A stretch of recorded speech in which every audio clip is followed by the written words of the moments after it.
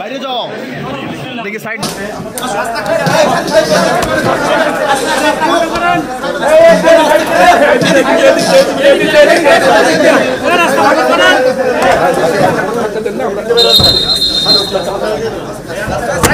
অসুবিধা নেই।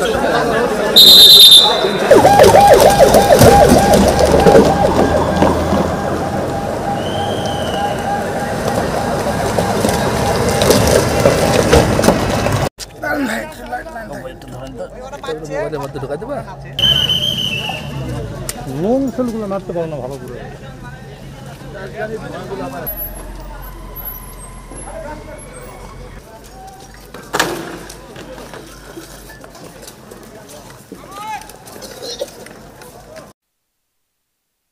আপনারা জানেন যে রাজশাহী বিশ্ববিদ্যালয়ের উপাচার্য মহোদয় 12 ঘন্টার মতো অবরুদ্ধ ছিলেন। আন্দোলন যারা করেছে ছাত্র আন্দোলন, সে আন্দোলনকারীদের দ্বারা 12 ঘন্টার অবরুদ্ধ থাকার পরে আমাদের সহযোগিতা চার পরিপ্রেক্ষিতে এবং আপনারা জানেন যে বিশ্ববিদ্যালয়ে প্রবেশ করার ক্ষেত্রে আইনশৃঙ্খলা বাহিনী এবং পুলিশ বাহিনীর অনুমতি প্রয়োজন হয়।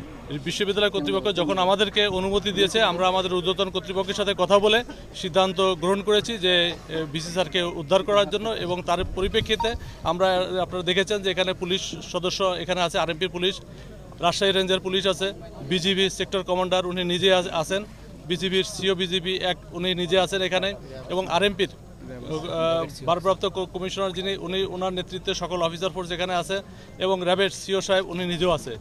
বলতে পারেন সকল আইনশৃঙ্খলা বাহিনীর সম্মিলিত একটা অভিযান এটা বলতে পারেন। আপনারা দেখেছেন যে ঘণ্টাখানেক পূর্বে আমরা আমাদের এই অভিযান শুরু করি এবং আপনারা দেখেছেন যে সম্পূর্ণ শান্তিপূর্ণ উপায়ে কোনো রকম কোনো আহত বা কোনো গুরুতর আহত বা কোনো নিহতের কোনো ঘটনা এখানে ঘটেনি। আমরা একদম শান্তিপূর্ণ উপায়ে ভিসি স্যারকে উদ্ধার করেছি এবং সেই সাথে অন্যান্য শিক্ষক যারা অবরুদ্ধ ছিল তাদেরকে উদ্ধার করে নিরাপদে তাদেরকে বাসভবনে আমরা পৌঁছে দিয়েছি। বর্তমানে পরিস্থিতি পুলিশ এবং আইনশৃঙ্খলা বাহিনীর নিয়ন্ত্রণে রয়েছে এবং পরিস্থিতি শান্ত রয়েছে।